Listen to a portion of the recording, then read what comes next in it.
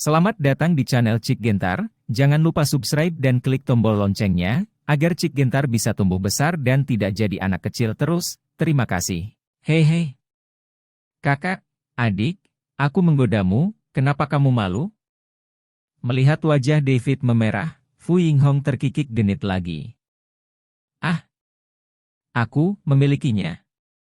Tidak. David panik, tapi dia tidak mengakuinya. Tidak heran kamu tidak melakukannya. Wajahmu memerah. Fu Yinghong bersandar ke sisi David saat dia mengatakan ini, dan tiba-tiba mengulurkan tangannya untuk melingkarkan lengannya di lehernya, dan mendekati wajahnya dengan penuh kasih sayang, menatap David dengan mata menawan yang tak tertandingi. Melihatnya, saudaraku, bukankah kamu pikir kamu sedang bermimpi tentang adikmu? Mendengar apa yang dikatakan Fu Yinghong, kesadaran David tiba-tiba bergetar. David menyadari bahwa, penyakit, Fu Yinghong harus tiba-tiba muncul. Kalau tidak, dia tidak akan terlalu aktif menggoda dirinya sendiri. Selain itu, Fu Yinghong mendapat serangan saat ini, tetapi dia sendiri dalam keadaan tidak sadar. Jelas roh jahat di tubuhnya dipengaruhi oleh hal jahat, dan reaksi berantai yang terjadi menyebabkan dia melakukan gerakan yang begitu berani. Memikirkan hal ini, David buru-buru menarik napas dalam-dalam, menekan emosi yang bergejolak, lalu mengulurkan tangannya untuk menopang lengan Fu Yinghong yang melingkari lehernya, dan berinisiatif untuk mengubah topik pembicaraan, berkata kepadanya, "Saudari Hong, mari kita turun ke bisnis. Ayo pergi." Fu Yinghong masih memiliki sedikit alasan, jadi dia hanya bisa menarik tangannya dengan kesal, tetapi bergumam pada David dengan enggan. "Saudaraku, kamu benar-benar mengecewakan. Saudari Hong, menurutku penting bagi kita untuk memulai bisnis terlebih dahulu," kata David. "Oke kalau begitu." Fu Yinghong menjawab agak linglung, "Kamu bisa melakukan apapun yang kamu mau." "Saudari Hong, apakah kamu baik-baik saja?" David akhirnya menghela nafas lega, dan kemudian bertanya pada Fu Yinghong seperti ini. "Saya sangat baik."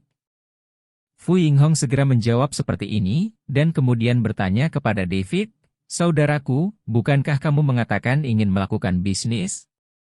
"Ya." Fu Yinghong mengangguk, dan berkata kepada David, "Ikut aku." Setelah mengatakan ini, Fu Yinghong berbalik dan membawa David ke lantai 2. David mengikuti Fu Yinghong, dan tiba-tiba menyadari bahwa postur berjalannya tiba-tiba menjadi sedikit istimewa, dengan sedikit putaran pinggangnya yang ramping, yang sangat menawan, dan dia tidak bisa menahan perasaan sedikit darah mendidih. Namun, David segera berpikir bahwa Fu Yinghong telah jatuh ke dalam keadaan sakit saat ini, itulah mengapa dia memiliki perilaku yang tidak normal, tetapi dia tidak menyadarinya. Jadi David buru-buru mengumpulkan energinya, dengan paksa menekan pikiran yang berputar-putar di dalam hatinya, dan kemudian mengikuti Fu Yinghong ke kamar tidurnya. Kamar tidur Fu Yinghong dilengkapi dengan sangat elegan, ada lemari kaligrafi dan lukisan di samping dinding, serta kursi, meja teh, loker, DLL. Semua peralatannya antik, dan bahkan tempat tidurnya adalah tempat tidur 8 sumbu kayu mahoni klasik, ditutupi dengan polos selimut dan selimut terlihat sangat istimewa, dan memancarkan aroma kayu cendana yang samar. Namun, David merasakan ada roh jahat aneh yang samar-samar tersembunyi di dalam aroma samar ini. David segera mengerahkan pikiran spiritualnya untuk mengikutinya, dan matanya dengan cepat terfokus pada lemari kaligrafi dan lukisan. Di lemari kaligrafi dan lukisan, ada sepasang gulungan, terbungkus lengan satin hitam. Mata David membeku, karena roh jahat yang aneh keluar dari gulungan, dan ada semacam kedinginan. Jadi David buru-buru berjalan ke lemari kaligrafi dan lukisan, menatap gulungan itu, dan kemudian bertanya kepada Fu Yinghong, "Saudari Hong, apakah lukisan gulungan ini?" "Ya." Fu Yinghong mengangguk. "Lalu bisakah kamu membukanya dan menunjukkannya padaku?" David bertanya pada Fu Yinghong lagi. "Tentu saja." Jawab Fu Yinghong, Lalu dia berinisiatif untuk maju dan menurunkan gulungan lukisan dari lemari kaligrafi dan lukisan. Setelah melepas gulungan lukisan itu, Fu Yinghong dengan hati-hati meletakkannya di atas meja di sebelahnya, dan kemudian berkata kepada David, lukisan ini asli dari dinasti Tang. Ini memiliki sejarah lebih dari 1000 tahun. Untuk menghindari oksidasi dan kerusakan, jadi kamu harus membukanya dengan hati-hati. Sambil berbicara, Fu Yinghong mulai membuka ikatan kain satin hitam yang menutupi bagian luar, dan sebenarnya ada lapisan kain satin merah yang dibungkus di dalamnya. Fu Yinghong dengan hati-hati melepaskan ikatan sutra merah dan satin, dan sebenarnya ada lapisan sutra putih dan satin di dalamnya. Setelah melepaskan ikatan sutra putih dan satin, Fu Yinghong mengeluarkan lukisan gulungan di dalamnya. Fu Yinghong meletakkan lukisan gulungan di atas meja, dan perlahan membuka gulungan itu. David akhirnya melihat dengan jelas bahwa lukisan ini bukanlah gambar seorang wanita klasik, tetapi seorang pendeta wanita Tao yang mengenakan sutra merah dan mahkota Tao. Apalagi potret pendeta Tao wanita ini digambar dengan kuas kuno, penampilannya sangat indah dan cantik, dan sosoknya anggun. Berdiri di bawah pohon plum yang mekar, warnanya cerah dan garis-garisnya bulat dan halus. Meskipun demikian tidak terlihat senyata lukisan cat minyak barat, ia memiliki pesona klasik peradaban dahua. Terutama mata pendeta wanita Tao, tidak hanya menawan, tetapi juga mengungkapkan kebencian yang tak terlukiskan, terutama yang jelas. Di sisi kiri atas potret pendeta wanita Tao, ada beberapa baris prasasti. David melangkah maju untuk melihat lebih dekat, dan ada 2 baris puisi yang tertulis di atasnya, bulan bersinar di celah, dan angin sepoi-sepoi membuka kerah pendek. Apakah ini potret Yu Xuanji, seorang wanita berbakat dari akhir dinasti Tang? David mengenali asal-usul pendeta wanita Tao ini. Itu benar. Saudaraku, apakah kamu juga mengenalinya? Fu Yinghong yang berada di sebelahnya bertanya pada David seperti ini. Awalnya aku tidak yakin itu potretnya, tapi setelah melihat 2 baris puisi ini, aku menyadari bahwa dia seharusnya adalah Yu Xuanji. David menjelaskan, Yu Xuanji adalah seorang wanita berbakat terkenal di akhir dinasti Tang, tapi dia tidak masuk sejarah resmi. Saya biasa membaca sejarah tidak resmi tentang dia ketika saya masih kuliah. Dan saya melihat puisi ini ditulis olehnya, terutama 2 kalimat bulan terang bersinar di celah, dan angin sepoi-sepoi membuka rok pendeknya, yang konon adalah suaranya yang menyentuh hati sebelum dia meninggal. Yah, kamu benar. Ini memang potret Yu Xuanji, seorang wanita berbakat di akhir dinasti Tang. Fu Yinghong mengangguk, dan berkata, Yu Xuanji adalah wanita yang sangat berbakat dan aneh. Qing Cheng, nama cantik menggerakkan Chang'an. Pada titik ini, Fu Yinghong menghela nafas lagi. Sayang sekali, sejak zaman kuno, wanita sangat sengsara, dan Yu Xuanji tidak terkecuali. Dia hanya hidup sampai usia 27 tahun, dan kemudian meninggal. Ya. Dengar. Dikatakan bahwa dia dikhianati oleh seorang pria selama hidupnya, dan dia meninggal dengan sangat tragis. David mengangguk, dia mungkin tahu tentang kehidupan Yu Xuanji, dan merasa sangat kasihan dengan kehidupan wanita berbakat terkenal di akhir dinasti Tang ini. Yu Xuanji, seorang penyair di akhir dinasti Tang, lahir di Chang'an. Nama aslinya adalah Yu Wei, dan kata Huilan. Di Tang Yizong, melalui perkenalan Wen Tingyun, Yu Xuanji menjadi selir Li, tetapi istri Li, Pei, tidak dapat mentolerirnya. Karena kekuatan dan posisi keluarga Pei, Li mengirim Yu Wei ke kuil Xianyi di pinggiran kota Beijing untuk menjadi biksu sebagai pendeta wanita Tao beberapa hari kemudian, dan berjanji untuk membiarkannya menunggu selama 3 tahun. Namun kemudian Li meninggalkan kota Chang'an, membawa istrinya ke tempat lain sebagai pejabat, dan sepenuhnya meninggalkan Yu Wei. Menderita syok emosional, Yu Wei mengalami perubahan besar dalam temperamen dan mengubah namanya menjadi Yu Xuanji.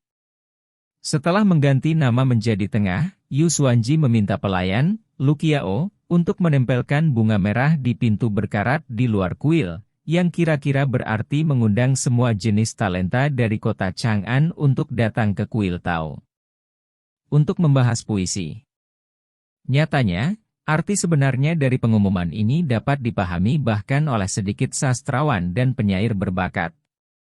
Ini juga berarti bahwa Yu Youwei yang dulu lugu dan lugu telah berubah menjadi pendeta Tao wanita kontroversial yang tak terhitung jumlahnya, Yu Xuanji. Segera, dalam beberapa hari, kuil Xianyi yang semula dingin menjadi hidup. Beginilah awal ketenaran Yu Xuanji.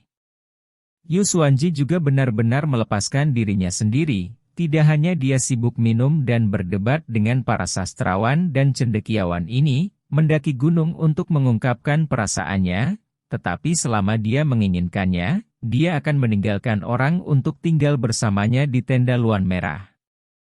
Belakangan, Yu Xuanji bertemu dengan seorang musisi bernama Chen Wei. Karena orang ini sangat mirip dengan Li, Yu Xuanji sangat jatuh cinta padanya, berbicara dan tertawa bersamanya, memainkan piano dan meniup seruling, menghangatkan tenda kembang sepatu. Tapi Chen Wei dikhianati, dan berhubungan dengan pelayan Yu Xuanji, Lu Qiao. Setelah Yu Xuanji mengetahuinya, dia sangat marah, memukuli Lu Qiao sampai mati, menguburnya secara diam-diam, tetapi ketahuan. Justru karena pembunuhan inilah Yu Xuanji dieksekusi oleh Jing Zhaoyin Wensang, yang naksir dia tetapi tidak mencintainya, karena memukuli pembantunya sampai mati. Ya, nasib Yu Xuanji memang cukup tragis. Sayang sekali bagi generasi wanita berbakat. Fu Yinghong juga tahu tentang kehidupan Yu Xuanji, dan dia juga dipenuhi emosi. Potret Yu Xuanji ini, karakternya sangat indah dan hidup, dan keterampilan melukisnya sangat bagus, pasti dibuat dengan sangat hati-hati. Kata David sambil melihat potret Yu Xuanji ini. Ini memang karya yang sangat hati-hati. Dikatakan bahwa penulisnya menghabiskan 10 tahun untuk menyelesaikan lukisan ini. Kata Fu Yinghong. Butuh 10 tahun untuk menyelesaikan lukisan itu? Maka lukisan ini luar biasa. David kaget ketika mendengar kata-kata itu, dan tiba-tiba memikirkan sebuah pertanyaan, jadi dia bertanya pada Fu Yinghong seperti ini. Saudari Hong, siapa seniman lukisan ini? Pelukis dari akhir dinasti Tang yang sangat mengagumi Yu Xuanji. Dikatakan bahwa dia adalah murid dari pelukis Wang Yu dari akhir dinasti Tang, tapi siapa dia tidak tertinggal di potret. Nama. Fu Yinghong berkata demikian, lalu berkata, jadi, potret Yu Xuanji ini dapat dianggap sebagai karya anonim di akhir dinasti Tang.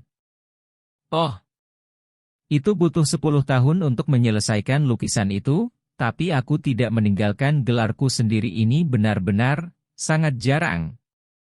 David tidak bisa menahan gumaman seperti ini. Ya, saya selalu merasa sangat aneh, mungkin pelukis yang tidak disebutkan namanya itu mengalami kesulitan yang tidak dapat dihindari, atau alasan lain. Fu Yinghong juga mengatakan hal yang sama. Mendengar apa yang dikatakan Fu Yinghong, David merasa semakin aneh, karena itu benar-benar tidak sejalan dengan akal sehat. Jadi hati David tergerak, dia mengumpulkan pikiran spiritualnya, dan dengan hati-hati mengamati potret Yu Xuanji ini. Tiba-tiba, David merasakan cahaya hijau keluar dari mata potret Yu Xuanji. Cahaya hijau ini menghilang dalam sekejap, tapi David bisa merasakan bahwa itu adalah roh jahat yang tak terlukiskan, yang juga mengandung kesedihan, kerinduan, keengganan, kemarahan, dan emosi rumit lainnya. David terkejut, dan dengan cepat menarik pikiran ilahinya, karena dia merasa lukisan ini memiliki kekuatan magis seperti lubang hitam, dan pikirannya hampir tersedot ke dalamnya. Ada kejahatan dalam lukisan itu? Itu bisa menyerap jiwa. Lukisan ini terlalu aneh. David berpikir sendiri, dan kemudian bertanya pada Fu Yinghong, Saudari Hong, bagaimana kamu mendapatkan lukisan ini? Oh, ya Liu Shaojie memberikannya padaku. Kata Fu Yinghong. Oh, apakah Liu Shaojie memberikannya padamu? Lalu dari mana dia mendapatkan lukisan ini? Hati David tergerak saat mendengar ini, dan dia langsung bertanya. Saya mendengar dari Liu Xiaojie bahwa dia membelinya dari seorang pendeta Tao, karena tidak pantas menyimpan lukisan ini di kuil Tao, jadi Liu Xiaojie membelinya darinya. Fu Yinghong berkata demikian, lalu menjelaskan, Liu Xiaojie tahu itu saya suka mengoleksi kaligrafi dan lukisan kuno, jadi dia memberi saya lukisan ini sebagai hadiah. Oh, Saudari Hong, Liu Xiaojie ini sangat baik padamu. Setelah mendengar penjelasan Fu Yinghong, David merasa lega. Tiba-tiba merasa sedikit tidak nyaman, jadi saya mengatakan sesuatu seperti ini. Hehe, saudara, apakah kamu cemburu pada Liu Xiaojie? Melihat wajah David menjadi rumit, Fu Yinghong bertanya kepadanya sambil tersenyum. Tidak. Aku tidak cemburu padanya. David menggelengkan kepalanya sebagai penyangkalan, dan kemudian berkata kepada Fu Yinghong, Saudari Hong, kupikir Liu Xiaojie memiliki motif tersembunyi untuk memberimu lukisan ini. Saudara, mengapa kamu mengatakan itu tentang Liu Xiaojie? Fu Yinghong mengerutkan kening, lalu bertanya pada David seperti ini. Karena Fu Yinghong tahu bahwa David dan Liu Xiaojie tidak akur, dan juga tahu bahwa Liu Xiaojie diam-diam memata-matai dia, tetapi karena pihak lain telah membantunya selama ini, adalah teman lama sekelasnya, naksir dia. Dan memberinya hadiah dari waktu ke waktu. Memikirkan hal ini, Fu Yinghong merasa meskipun tindakan Liu Xiaojie sangat tidak pantas dan karakternya cacat, dia bukanlah orang yang keji, dia selalu memiliki harapan untuknya, dan dia bahkan bersedia memberinya kesempatan untuk mengubah cara hidupnya, oleh karena itu, dia akan berusaha sebaik mungkin untuk melakukan yang terbaik terkait hal-hal yang melibatkan dirinya untuk dipikirkan. Selain itu, Fu Yinghong adalah orang yang tenang dan rasional yang memperhatikan bukti dalam tindakannya. Jadi setelah mendengar apa yang dikatakan David tentang Liu Xiaojie, dia merasa di dalam hatinya bahwa David yang membenci Liu Xiaojie di dalam hatinya. Saudari Hong, aku tidak berbicara omong kosong, lukisan yang Liu Xiaojie berikan padamu pasti memiliki niat buruk. David menekankannya lagi. Saudaraku, aku tahu kamu tidak menyukai Liu Xiaojie, tapi kamu tidak bisa salah begitu saja tanpa bukti, kan? Wajah Fu Yinghong menjadi sedikit tidak senang, dia pikir David berpikiran sempit. Saudari Hong, saya tidak salah padanya. Karena Anda menginginkan bukti, saya dapat memberitahu Anda bahwa hal jahat yang saya cari adalah potret Yu Xuanji ini. Dan roh jahat di tubuh Anda persis karena potret ini. David berkata pada Fu Yinghong dengan wajah serius. Apakah ini asli atau palsu? Potret Yu Xuanji ini sesuatu yang aneh? Bagaimana kamu mengetahuinya? Fu Yinghong terkejut ketika mendengar ini, tapi dia juga sangat bingung. Saudari Hong, potret Yu Xuanji ini memiliki efek mengambil pikiran dan jiwa orang. Kata David kepada Fu Yinghong. Yang paling aneh adalah potret ini juga dapat mempengaruhi emosi orang, menyebabkan orang memiliki berbagai emosi negatif. Selain itu, lukisan ini mengandung roh jahat 1000 tahun. Jika Anda meletakkan lukisan ini di kamar tidur, secara alami akan terpengaruh. Untung kamu tidak menggantung lukisan ini, kalau tidak konsekuensinya akan lebih tak terbayangkan. Benar-benar dibesar-besarkan seperti yang Anda katakan? Fu Yinghong tetapi dia tidak dapat mempercayainya, karena dia juga memiliki banyak penelitian tentang peninggalan budaya, dan dia dapat menilai bahwa potret Yu Xuanji ini memang merupakan karya otentik di akhir dinasti Tang. Tapi penjelasan David terlalu misterius, dan dia tidak bisa melihat petunjuk apapun, maka pertanyaannya. Saudari Hong, kau adalah anak fana dengan mata telanjang, jadi tentu saja kau tidak bisa melihat jalannya dengan metode identifikasi biasa. Tapi David mengatakan ini pada Fu Yinghong, lalu berkata, potret Yu ini Xuanji, selain dari roh jahatnya sendiri selain itu, telah dirusak secara diam-diam, jadi metode identifikasi khusus harus digunakan untuk melihat sekilas kebenaran dalam lukisan ini. Saudaraku, metode identifikasi khusus yang kamu sebutkan. Apa sebenarnya itu? Melihat ekspresi serius David, Fu Yinghong menjadi sangat penasaran. David juga tahu bahwa Fu Yinghong penuh dengan keraguan dan teka-teki, jadi dia berhenti menjelaskan, tetapi mengulurkan tangannya untuk mencubit sumbu hitam di sisi kanan potret Yu Xuanji. Mengikuti tindakan David, sumbu hitam di sisi kanan tiba-tiba sebuah lubang kecil terjepit terbuka olehnya. Kemudian jari telunjuk David menggali ke dalam lubang kecil, dan dia mengeluarkan benda aneh. Benda ini ternyata benda lain, mirip dengan biro bunga persik, tetapi melilit jimat berbentuk heksagram dengan benang hitam. David merobek benang hitam yang melilit jimat itu, mengungkapkan isi di dalamnya. Sepertinya itu adalah nama dan tanggal lahir Fu Yinghong lagi, tapi ada beberapa rune aneh dan pola mengerikan dan menakutkan di sekitarnya, yang membuat orang melihat, Anda tidak bisa tidak merasakan perasaan dingin. Setelah Fu Yinghong melihat jimat ini, dia juga heran, dan kemudian dia buru-buru bertanya kepada David, "Saudaraku, apa yang terjadi? Potret ini diberikan kepadamu oleh Liu Xiaojie, dan jimat ini juga miliknya tersembunyi." David berkata kepada Fu Yinghong, "Apakah itu mempengaruhiku jika dia menyembunyikan jimat ini di potret?" Fu Yinghong buru-buru bertanya pada David seperti ini. Ini juga semacam jimat terlarang, tapi fungsinya berbeda dengan biro bunga persik terjebak. Selain kekuatan spiritual jahatnya sendiri, itu juga bisa membimbing roh jahat dalam potret ke dalam tubuhmu. David mengikuti Fu Yinghong menjelaskannya dengan cara ini, melihat lebih dekat pada jimat aneh itu, dan kemudian berkata, "Tapi Liu Xiaojie itu tidak memiliki kemampuan untuk membuat jimat terlarang semacam ini, jadi dia harus bermitra dengan seseorang, atau orang lain menghasut."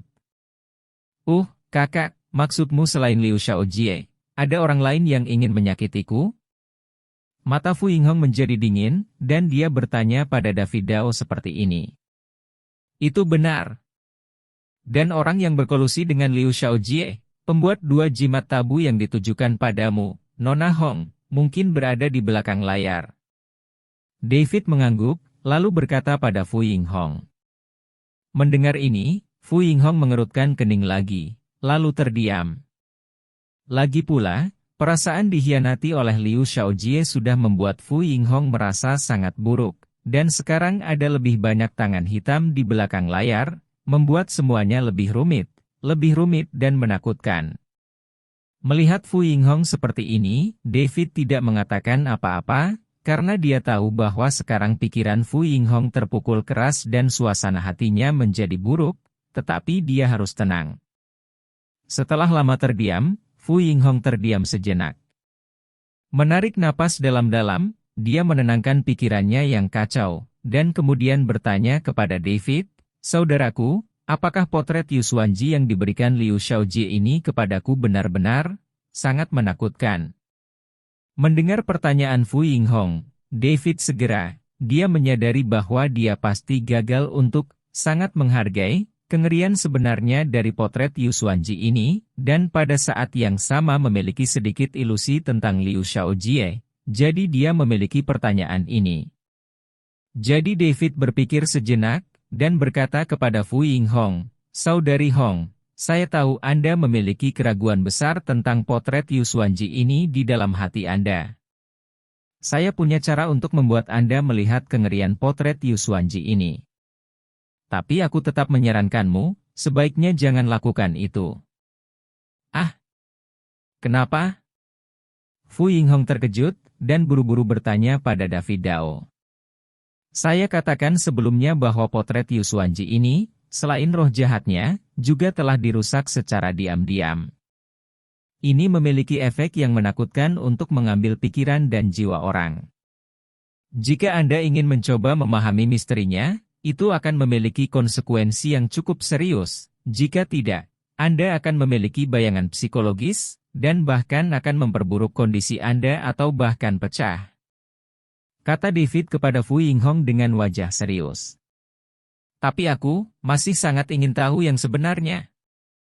Fu Yinghong mengatupkan bibirnya dan berkata sejenak dia berkata pada David lagi. Saudaraku, biarkan aku melihatnya. Nyatanya, ini juga karena kepribadian Fu Yinghong. Dia cukup keras kepala dan memperhatikan bukti dalam segala hal.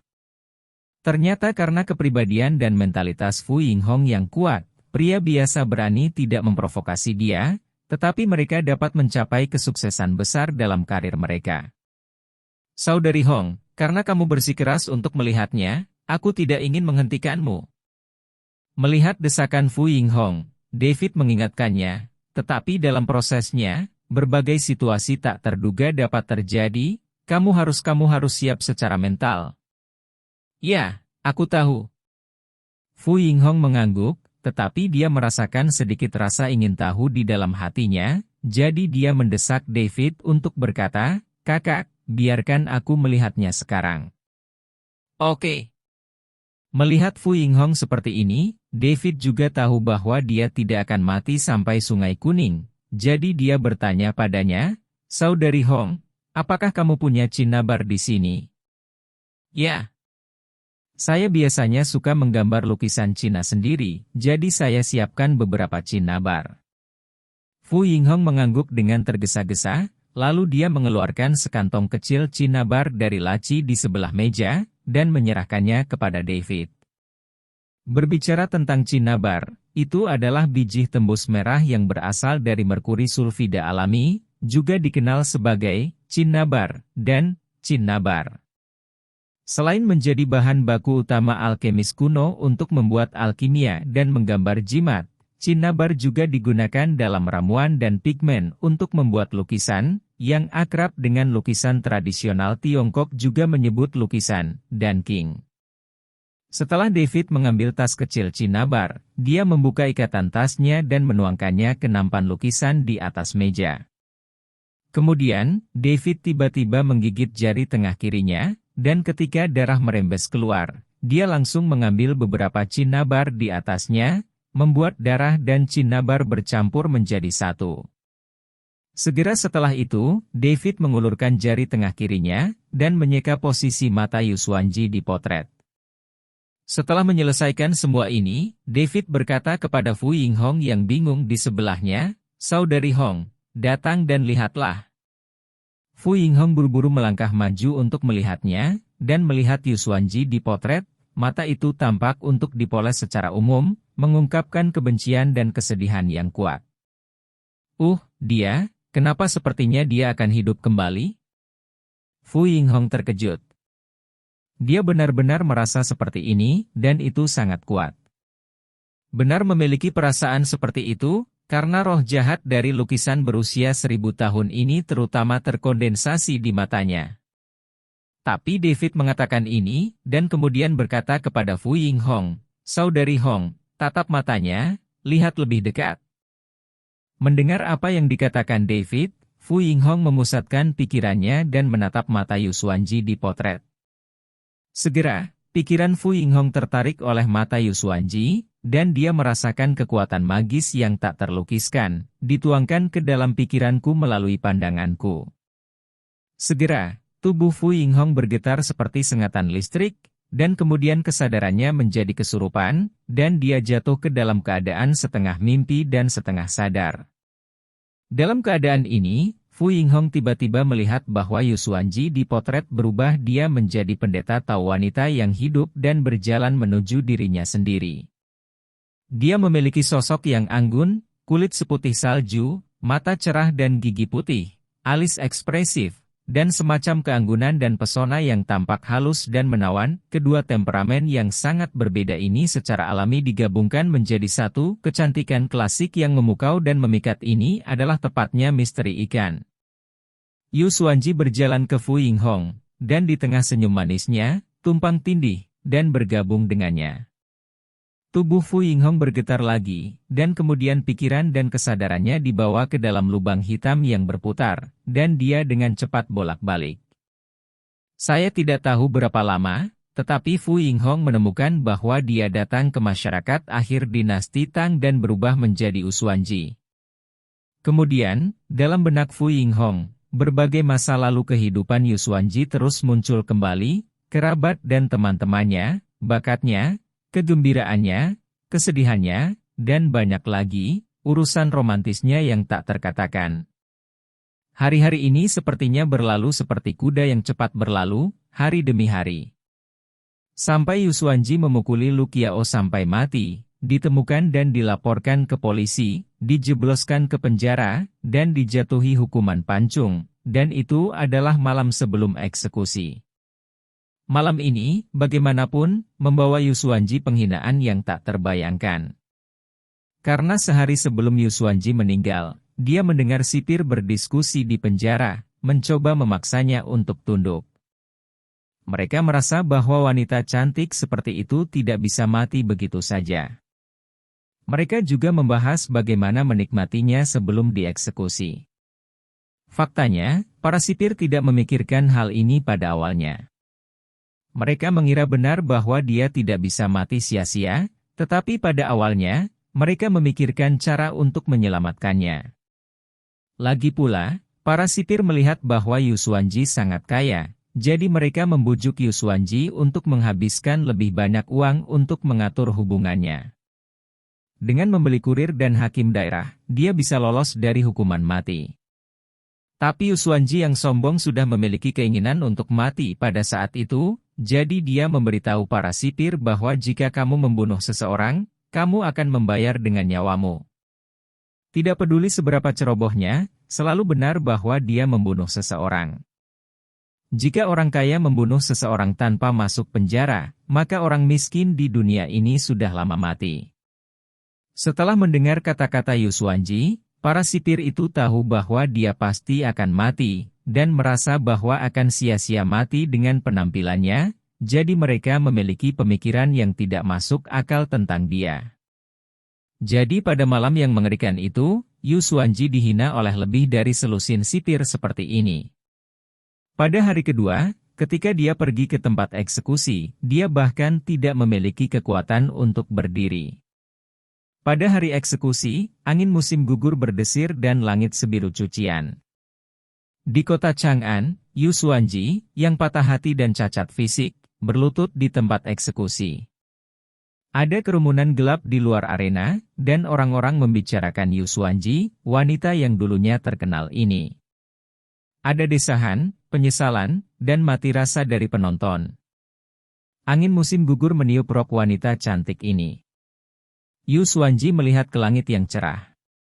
Dalam benaknya, seperti seekor kuda yang melihat bunga, dia memikirkan sore musim semi yang jauh itu, gadis kecil di pingkang bunga persik mekar penuh di pohon di halaman, senyum hangat Wen Tingyun, kata-kata lembut Li di tirai pemerah pipi, dan ekspresi malu-malu Chen Wei.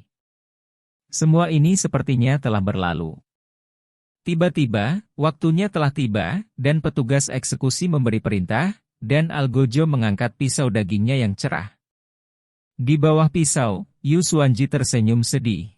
Meskipun dia tidak mau, bingung, dan kesal, dia sudah menjadi tubuh yang tidak berjiwa, jadi mengapa tidak kembali? Begitu cahaya pisau jatuh, dunia Yu Xuanji runtuh, dan Fu Yinghong juga gemetar, lalu berlutut di lantai, air mata mengalir di wajahnya, dan jatuh ke dalam semacam kesedihan dan kebencian yang luar biasa, tidak dapat melepaskan diri. David melihat situasinya, saya tahu bahwa pikiran dan kesadaran Fu Yinghong telah ditangkap oleh Yu Xuanji dalam potret, dan dibawa ke dunianya, mengalami semua yang dialami Yu Xuanji. Keadaan di mana Fu Yinghong jatuh juga disebut kesurupan. Mereka yang ingin membangunkan kesurupan tidak dapat memanggil mereka secara paksa, apalagi mengguncang mereka secara paksa. Kembali ke jalur semula. Pada saat itu, David mencubit segel Chaotian dan mengaktifkan pikiran spiritualnya, dan pada saat yang sama, dia melantunkan undangan mantra dewa. 3 matahari, bulan, dan bintang yang aneh di langit menembus langit, dan para hantu dan para dewa menakutkan Ding mendengarkan perintah saya, dan ketika saatnya tiba untuk melaksanakannya, ketika roh kembali, Saya mematuhi perintah mendesak 9 surga Swan sebagai hukum, perintah. Setelah melafalkan mantra ini, David meletakkan telapak tangan kanannya di topi surgawi Fu Yinghong. Dalam sekejap, pikiran spiritual David menembus ke kedalaman pikiran Fu Yinghong, dan memasuki lubang hitam yang berputar, dan menemukannya hilang kesadaran. Pada saat ini, kesadaran spiritual Fu Yinghong masih tenggelam dalam kesedihan yang tak terbatas. Saudari Hong, kamu bukan Yu Xuanji, bangun. Indera spiritual David tiba-tiba berteriak di telinga Fu Yinghong. Seluruh tubuh Fu Yinghong gemetar, dan kesadarannya yang hilang dengan cepat kembali ke tubuhnya saat dia mendengar panggilan David, dan kemudian dia menemukan bahwa gambar di sekitarnya runtuh dan menghilang, berubah menjadi lubang hitam aneh yang berputar. Saudari Hong, kembalilah bersamaku. Suara David terdengar lagi. Dan kemudian Fu Yinghong merasakan kesadaran ilahinya diseret ke dalam lubang hitam yang berputar lagi, dan dia bolak-balik dengan cepat. Aku tidak tahu berapa lama butuh. Fu Yinghong gemetar lagi, dia merasa bahwa dia seharusnya kembali ke dunia nyata. Jadi Fu Yinghong perlahan membuka matanya, dan melihat David berdiri di depannya, menatapnya dengan saksama. Kakak, aku bermimpi menjadi Usuanji, dia meninggal sangat parah. Meskipun kesadaran Fu Yinghong kembali ke kenyataan, emosinya belum pulih. Pasang surut Yu Xuanji dan kehidupan yang rumit masih mempengaruhi pikirannya, dan hubungan serta kehidupan pernikahannya sendiri tidak berjalan dengan baik, jadi dia merasa cukup empati. Kakak Hong, kamu bukan Yu Xuanji, dan dia telah mati selama lebih dari 1000 tahun. David buru-buru mengatakan ini pada Fu Yinghong. Fu Yinghong mengangguk diam-diam, tetapi air mata mengalir turun lagi. Begitu mimpi milenium terbangun, dia sepertinya kehilangan perasaannya yang tak terbatas.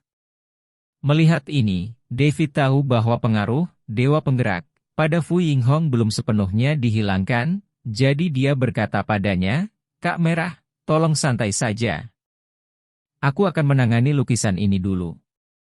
Fu Yinghong segera menunjukkan ekspresi yang sangat gugup ketika dia mendengar apa yang dikatakan David. Kakak, Anda tidak berpikir Anda ingin membuat lukisan ini, apakah itu rusak? Itu tidak dapat diterima. Meskipun Fu Yinghong sekarang tahu bahwa potret Yu Xuanji ini memang berdampak serius pada dirinya sendiri, tetapi setelah dia didorong oleh Tuhan, dia dan Yu Xuanji dari lebih dari 1000 tahun yang lalu, menghasilkan koneksi yang aneh, jadi dia sangat enggan untuk menghancurkan potret ini. Awalnya, David benar-benar ingin menghancurkan potret itu, dan itu akan berakhir untuk selamanya, tetapi setelah mendengar apa yang dikatakan Fu Yinghong dan melihat ekspresinya yang sangat gugup, dia tahu bahwa sequel-nya cukup serius. Dalam keadaan seperti itu, jika David secara paksa menghancurkan potret Yu Xuanji, maka Fu Yinghong mungkin akan jatuh ke dalam depresi dan tidak dapat melepaskan diri, dan keadaan ini bahkan akan mempengaruhinya untuk waktu yang lama. Jadi David berubah pikiran dan berkata kepada Fu Yinghong, Saudari Hong, jangan khawatir, aku tidak akan menghancurkan lukisan kuno ini. Oh, itu bagus. Fu Yinghong menghela nafas lega setelah mendengar itu. Namun, meninggalkan lukisan kuno seperti ini berbahaya, jadi aku harus menyegelnya, kata David lagi. Segel? Kakak, apa yang akan kamu lakukan? Fu Yinghong segera menjadi gugup lagi saat mendengar ini. Saudari Hong, jangan khawatir, segel yang saya bicarakan bukanlah menyegel lukisan itu secara permanen, tetapi menggunakan metode khusus untuk menghapus roh jahatnya dan menjadikannya lukisan normal yang tidak lagi memengaruhi Anda. Lukisan kuno. David buru-buru berkata pada Fu Yinghong. Oh, ini cara terbaik untuk melakukan ini. Fu Yinghong segera setuju, dan kemudian dia bertanya pada David, Saudaraku, apa yang akan kamu lakukan? David berkata, aku akan menyegel mata Yu Xuanji dulu, lalu aku akan menyegel mata Yu Xuanji di sini lagi. Cukup untuk menuliskan puisi yang dia tulis di lukisan kuno. Fu Yinghong bertanya dengan rasa ingin tahu, aku bisa mengerti segel mata, tapi apa arti puisi yang dia tulis? David berkata, lukisan itu adalah barang antik lebih dari 1000 tahun yang lalu, dan pelukis lukisan ini adalah pengagum Yu Xuanji selama hidupnya. Dia secara alami sangat menyesal atas kematiannya, dan dia akan merasa kesal ketika dia sedang melukis, dan dia menghabiskan 10 tahun kerja keras dan mengabdikan dirinya untuk itu. Banyak kerja keras telah dimasukkan ke dalam lukisan ini, dan kebencian ini akan membentuk roh jahat dan berdampak pada orang. Untuk menghilangkan pengaruh ini, selain menyegel mata Yu Xuanji, saya juga perlu menulis lagu yang dia suka atau tuangkan sebelum dia hidup. Puisinya yang telaten dan emosional membuatnya merasa betah, dan hanya dengan cara ini dia bisa menyelesaikan keluhannya. Jadi, Fu Yinghong akhirnya mengerti, dan kemudian dia bertanya pada David, "Saudaraku, apakah kamu tahu puisi mana yang harus ditulis?" Ya, aku tidak yakin." David terkejut, lalu gemetar kepalanya dan berkata, "Lagi pula, aku sendiri bukan Yu Xuanji, dia adalah wanita berbakat dari satu generasi, dan dia menulis banyak puisi bagus selama hidupnya, tapi dia menyukai dan menuangkan dirinya ke dalamnya. Banyak kerja keras bekerja, saya benar-benar tidak tahu yang mana itu." "Saya tahu." Fu Yinghong tiba-tiba mengatakan ini. "Oh, itu benar, Saudari Hong, kamu harus tahu." David terkejut ketika mendengar ini, dan kemudian tiba-tiba datang. Karena Fu Yinghong baru saja diubah menjadi Yu Xuanji oleh Shen Shen, dia secara alami mengetahui perjalanan mental, emosi, kesedihan, DLL, jadi wajar untuk mengetahui hal ini. "Saudaraku, kamu bisa menutup matanya, dan aku telah belajar kaligrafi, dan levelku tidak buruk, jadi izinkan aku menulis puisi ini." Fu Yinghong berkata kepada David. "Oke. Ayo lakukan seperti ini." David mengangguk setuju. Dia berkata kepada Fu Yinghong, "Saudari Hong, tulis puisi dulu." Maka Fu Yinghong menemukan meja antik dari laci meja, dan mulai menggiling tinta. Setelah menggiling tinta, Fu Yinghong mengambil sikat rambut serigala di atas meja, memejamkan mata sedikit, bermeditasi sebentar, lalu mencelupkan tinta dan keringat, mengusap sikat dan menulis.